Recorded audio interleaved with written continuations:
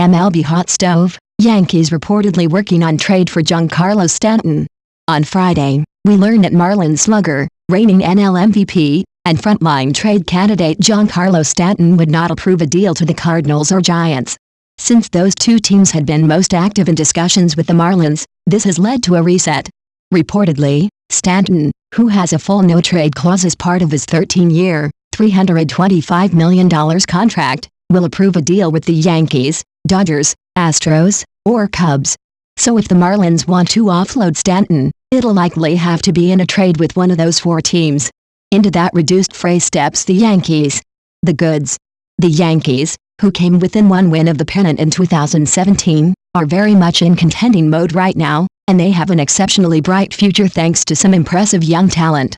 It makes sense that they'd want to add one of baseball's best talents to an already impressive roster. Needless to say, having both Aaron Judge and Stanton in the same outfield is compelling in the extreme.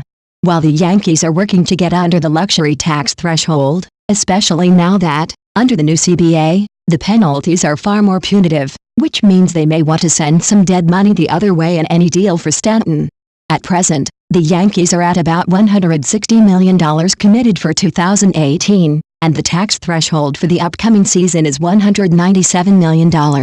They have some room, but Stanton would eat up much of it. Would the Marlins be open to accommodating that goal? Now that they're working with a limited pool of potential trading partners, their leverage is not what it once was. As such, they're likely not going to be able to offload as much of the $295 million left on Stanton's contract that would have been able to in a deal with St. Louis or San Francisco. So it's possible the Yankees, or Dodgers, who also have luxury tax concerns, can make this new Stanton dynamic work within their long-term budget goals.